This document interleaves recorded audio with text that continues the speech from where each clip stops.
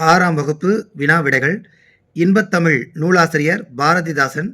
பாரதிதாசனின் இயற்பெயர் சுப்புரத்தினம். புரட்சிக்கவி பாவேந்தர் என சிறப்பு பெயர் பெற்றவர். தமிழே உயிரே வணக்கம் என்ற பாடலாசிரியர் காசி ஆனந்தன். இயைபு நேர் நீர் பால் வேல் தொல் வாழ். தமிழ்க்கும்மி நூலாசிரியர் பெருஞ்சித்திரனார். ஆழிப்பெருக்கு என்றால் கடல்கோள் எனப்படும். பெருஞ்சித்திரனாரின் இயற்பெயர் மாணிக்கம். சிறப்பு பெயர் பாவலரேறு.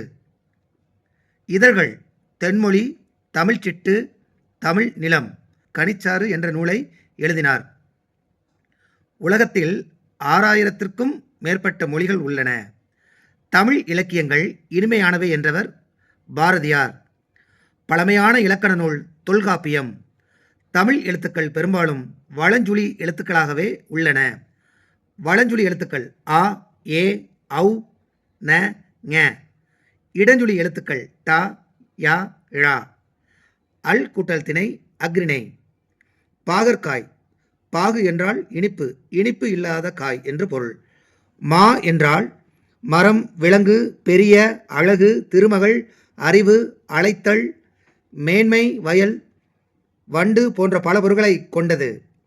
நீண்ட நீண்ட காலம் வாழ வேண்டும் என்று பாடியவர் அறிவுமதி. கடல் நீர் ஆவியாகி மழை பொழிகின்றது கூறிய நூல்கள் முல்லைப்பாட்டு, பரிபாடல், கார் 40.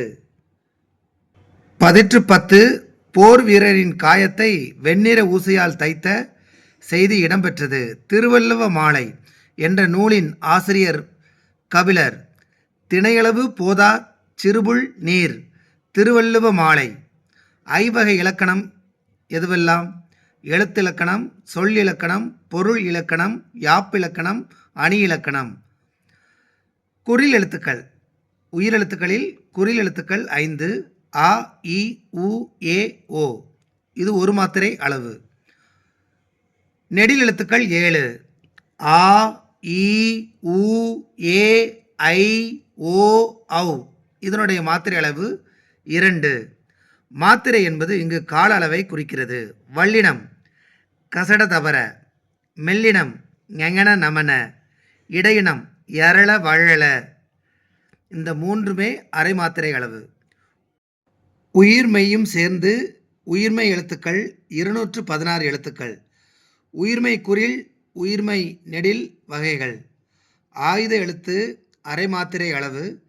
சிலப்பதிகாரம் ஆசிரியர் இளங்கோவடிகள். சேர மரபைச் சேர்ந்தவர். இவருடைய காலம் கிபி 2ஆம் நூற்றாண்டு. முத்தமிழ் நாடக காப்பியம், மக்கள் காப்பியம் என போற்றப்படுகின்றது. திங்கள் ஞாயிறு மலை என இயற்கையை வாழ்த்தும். மேரு என்றால் இமயமலை. அலர் என்றால் மலர்தல். நாமநீர் என்றால் அச்சம் தரும் கடல். காணி நிலம் வேண்டும் என்று பாடியவர் பாரதியார். பாஞ்சாலி சபதம், கண்ணன் பாட்டு, குயில் பாட்டு நூல்களை இயற்றினார் பாரதியார். பறவைகள் இடம் பெயர்தலை வலசை போதல் என்பர். கப்பல் பறவை என்பது சிறகடிக்காமல் கடலையும் தாண்டி பறக்கும் பறவை. நாராய் நாராய் செங்கால் நாராய் என்று பாடியவர் சத்திமுத்த புலவர். வெகுவாக அழிந்து வரும் பறவையினம் சிட்டுக்குருவி. இமயமலையில் 4000 மீட்டர் உயரத்தில் சிட்டுக்குருவி பறக்கும். காக்கை குருவி எங்கள் ஜாதி என்று பாடியவர் பாரதியார்.